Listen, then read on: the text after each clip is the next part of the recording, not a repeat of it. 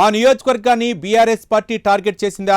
Party working president స్వయంగా ఆ నియోజకవర్గ వ్యవహారాలు చూస్తున్నారా? ఎక్కడా లేని విధంగా ఆ నియోజకవర్గంలో అధికార కాంగ్రెస్ నుంచి వలసలకు కారణాలేంటి? అక్కడ బీసీ కార్డుతో వచ్చే ఎన్నికల్లో గెలిచేందుకు ప్లాన్ చేస్తున్నారా? అసలేం జరుగుతుంది బాన్సువాడలో? Let's watch.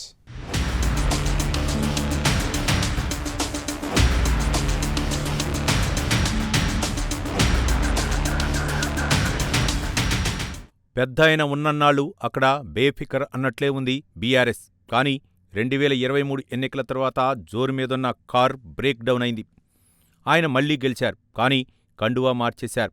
దీంతో ఇందూరు జిల్లాలో ఇప్పుడు ఆ నియోజకవర్గంలో పూర్వ వైభవమే లక్ష్యంగా పావులు కదుపుతోంది బీఆర్ఎస్ నాయకత్వం.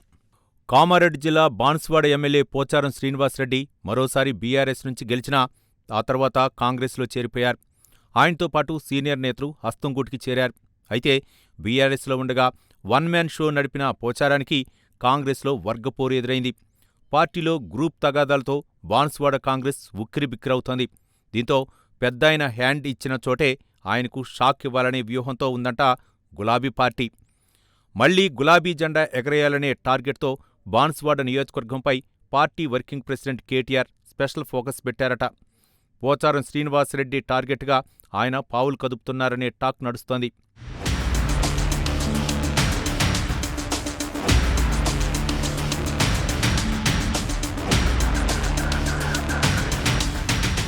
మాజీ మంత్రి ప్రశాంత్ రెడ్డికి చేరికల బాధ్యత అప్పగించి మానిటరింగ్ చేస్తున్నారట కేటీఆర్.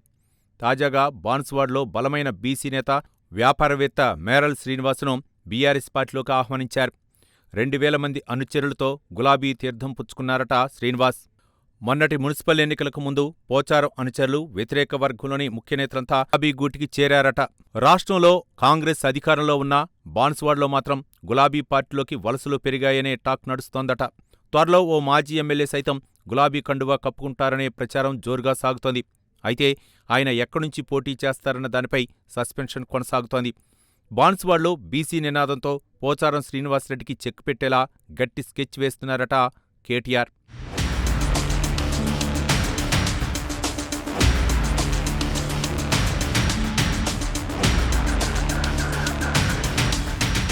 బీఆర్ఎస్ నుంచి గతంలో కాంగ్రెస్ పార్టీలో చేరిన నేతలంతా ఇప్పుడు గర్వాప్సీకి కుయ్యు కడుతున్నారట. పంచాయతీ ఎన్నికల్లో కొందరు, మున్సిపల్ ఎన్నికల్లో ఇంకొందరు కాంగ్రెస్ని వీడి కారెక్కేశారు.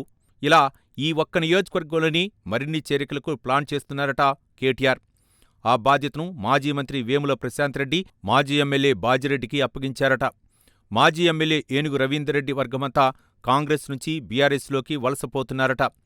వర్ని, కోటగిరి మండలాలకు చెందిన కొందరు నేతలు బీఆర్ఎస్ కండువా కప్పుకుంటున్నారని టాక్.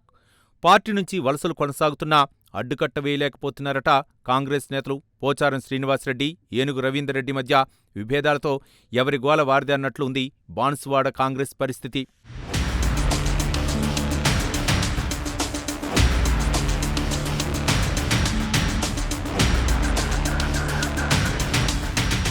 బీఆర్ఎస్ ఎమ్మెల్యేగా గెలిచి కాంగ్రెస్ ప్రభుత్వ సలహాదారుగా కొనసాగుతున్నారు పోచారం. ఆయన పార్టీకి దూరం కావడంతో బాన్సువాడలో బీఆర్ఎస్ పెద్ద దిక్కులేని అనాథగా మారిపోయింది.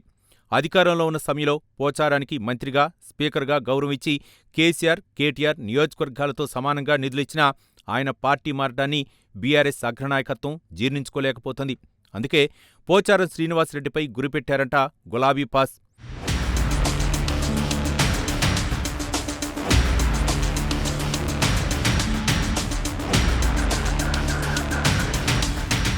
బాన్సువాడలో పార్టీని పటిష్టం చేసే బాధ్యతను కేటీఆర్కి అప్పగించారని టాక్ నడుస్తోంది. దీంతో పార్టీ వర్కింగ్ ప్రెసిడెంట్ రంగంలోకి దిగి పోచారం అనుచరులతో పాటు వ్యతిరేక వర్గాన్ని చేరదీస్తున్నారట. అవకాశం దొరికినప్పుడల్లా కష్టకాలలో పోచారం పార్టీని వీడి మోసం చేశారని విమర్శలు గుప్పిస్తూ ప్రజల్లో ఆయనపై వ్యతిరేకత పెంచే వ్యూహంలో ఉన్నారట గులాబీ పార్టీ.